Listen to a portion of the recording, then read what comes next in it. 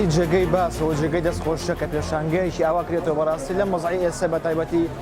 کۆرۆنا و نەمانی خوێندنگا بە تایبەتی لە مۆزای ئێستا کە خوێندنگا کلێنێکی زۆر گەورەی خستۆتە نێو پەروەردە بە تایبەتی لە ڕێگەی پێگەیاندنی عەقڵەوە فکریەوە و لە ڕووی عیلمەوە زیاتر بابەتە عیلمیەکان و ئاینیەکان کە زۆر گرنگە بۆ کۆمەڵگە لە ئێستا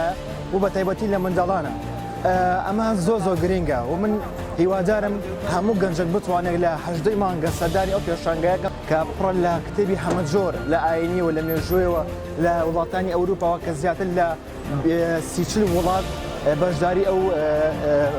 پێشانگایەکە کە پێشانگایەکی نێودەوڵەتی ئینتەرناشناڵە بەڕاستی جێگەی دەستخۆشە. من هیوادارم هەموو مانگێک یاخود 2 مانگ جارێک 3 مانگ جارێک ئەم پرۆسەی ئەم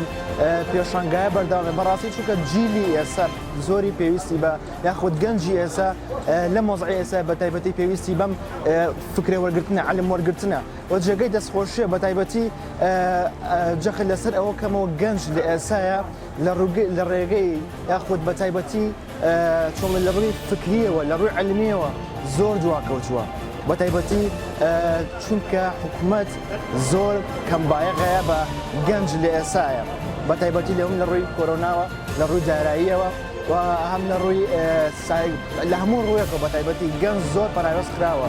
من هیوادارم هەموو گەنجێک 18 مانگ لەو پێشانگای ئامادە بن بەڕاستی پێشانگایەکە یعنی تایبەتە بە عەقڵ فکرە ئێمە گەر بمانێ کۆمەڵگایەکی پێگەیشتوو پێشکەوتوو پەرستەندن هەوڵی پەرەپێدان بین چونکە بەڕاستی پێشانگایەکە بە مانای کەلیمە بەڕاستی پێگانی ئامانجی پێگانی عەقڵە پێگانی نەوەیەکە بۆ داهاتووش یعنی هەموو وڵاتێک 4 پایە هەیە 3 پایە گەنجە بۆیە من داواکارم هەلا هەموو گەنجێک کە 18 مانگ لەو پێشانگای ئامادە بن ئینشاءالله دەستخۆش.